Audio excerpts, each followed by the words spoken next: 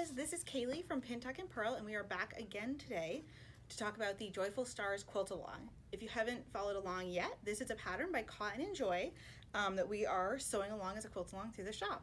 So today we are going to be talking about how to piece this block together. So we have got other videos out there which we will link below on cutting for this quilt along, as well as piecing these corner unit pieces last week that we did. So we're going to head over to the cutting table, show you how we're going to lay out our block, and then over to the sewing machine. Thanks. So here we are at the cutting table, and I just wanted to point out I've been referring to this as a 9 patch, and here's why. You can see 1, 2, 3 columns and 1, 2, 3 rows on this block. There are a lot of different blocks that use this same construction technique, so it's a great basic for quilting, and they all, once you start putting them together, get put together pretty much the same way. There are a couple of areas that you want to pay attention to when putting together a 9-patch block like this, specifically the 4 corners where the all of the seams come together in this 9-patch, and for this block specifically where the 4 points of that star meet that center block. Before we get started talking about the sewing, I did want to talk a little bit about the 3/4-inch feet that Bernina offers. We sell Berninas in the store, so these are the 1/4-inch feet that I'm most familiar with. However, your machine, if it's a different brand, might have an alternative. So all 3 of these feet offer a 1/4-inch to the right of the needle from the edge of the foot. So it makes it really easy to line up and be really exact when you're sewing. They are all straight stitch feet, meaning that your needle must be in the center needle position. Otherwise, it will slam on the foot and you'll break a needle, which is never a good thing. The first of the 1/4-inch feet from Bernina is the original 1/4-inch foot, the number 37. This foot also comes in a D version if you have got dual feed. And from the center needle position to each edge of the foot, so both on the right and the left, you have got a 1/4-inch seam allowance. So this foot works on pretty much any Bernina out there, and it is their original, design on the 1/4-inch foot. The next version of the 1/4-inch foot that I'm going to talk about is the 57. Again, this is also available in a D version if you've got a dual feed machine. This foot features, you can see on the right hand side of this picture, a spring-loaded guide. So the spring allows the guide to move over your seams, or if you're doing bulky seams with this foot, allows it to move over that, and allows you to kind of slide your fabric up to the edge of the inside of that guide to make sure that you have got the perfect 1/4-inch seam. Alright, so the third version of the 1/4-inch foot is the 97. Again, this does come in a D version if you have got a dual feed machine. Also, good to note that this foot was specifically designed for 9mm machines. So if your machine has got a 9mm stitch opening, or if your needle can move, 9mm side to side, this is going to be the 1/4-inch foot for you. There is a separate adjustable guide that comes with this foot that you can also buy separately to use with the 37.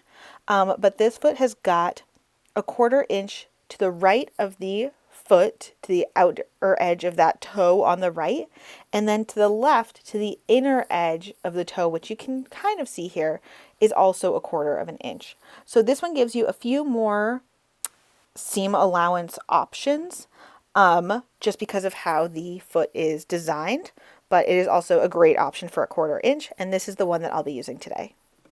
So I've got my block laid out here right next to my machine, and I'm going to just flip over the right-hand column onto the center column so that I can stitch my seam allowance right down the right-hand edge of those blocks.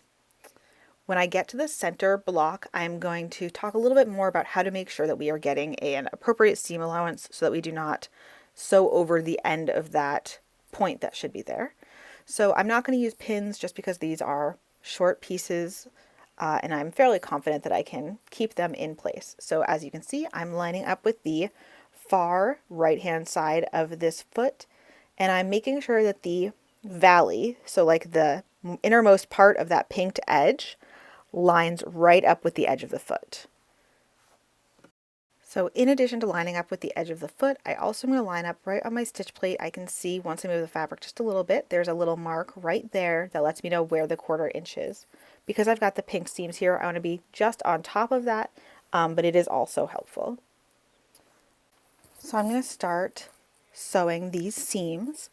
So I'm starting going down this first one, and you will notice in a couple of seconds here, I stop and I kind of flip the fabric up to take a look at underneath, see what that seam allowance is doing. I want that to lay flat where I have ironed it. So sometimes as I'm sewing, I will kind of just either use my fingers to feel that that's in the position that it should be, or double check. So the next thing you might notice is that I am just leaving that fabric underneath my presser foot and getting my next piece ready. I'm going to be chain piecing these, and I will tell you a little bit more about that in just a second. But I'm just going to butt the next piece of fabric up and start sewing it. So once we get close to that point, I'm going to slow down and zoom in a little bit. So if you can see, that point is right in the center of my foot, and I want to make sure that my line of stitching is a thread or a couple of threads to the right of that point. That will help this when we iron it open for the point to not be cut off by our line of stitching and look perfect. So I'm lining up my next piece, the bottom row here, just with my hands lining up those pieces so that they will sit nicely and iron nicely together. And again, just kind of sliding that right in and chain piecing down the edge of this block as well. On this one, double checking that seam allowance on the bottom is behaving, and finish up this seam. So I'm going to use my thread cutter, which is on this machine, which is a lovely feature, and show you how this block lines up. So as you can see, I still can see the star pattern, and my pieces are now sort of stuck together in this chain because I was chain piecing. I find that this really helps me to not mess up the order of my rows when I go to sew my block together. So I do this whenever I can when assembling blocks. So I have flipped over the left-hand column and spun that around so that it is now on the right, so that I can use that right side of my foot to line up. I did just kind of turn up that bottom block just so that it didn't fall off the table into my lap, but still keeping everything together. So I am holding my thread tail and sewing straight down this seam.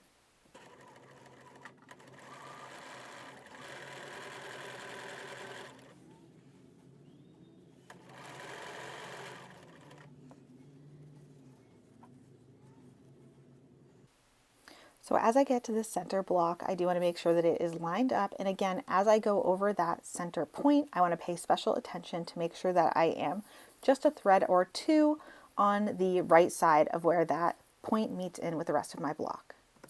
So I'm going to speed through sewing this last row on the bottom here, but I've got it all lined up, and zoom right through it on fast forward here. So once I've got that sewn together, again, use my thread cutter, and now I'm going to open it up, and my block should still be in the exact same order that I need it, and it's all stuck together with the little bits of thread where I have chain pieced. So I'm going to take this over to my ironing station, and when I iron, I'm kind of going to let the seams go where they want to. So for the bottom and top row, I'm going to iron those towards the outside block, and for the middle row, towards the inside block. So after I have ironed, it will look like this. So it is nice and flat, and you will see that, you might be able to see that those seam allowances are going in towards the middle, and on the edge, they are both going out towards the outer edge of the block. Because of where the bulk is, again, that is kind of where these seams in my mind want to go.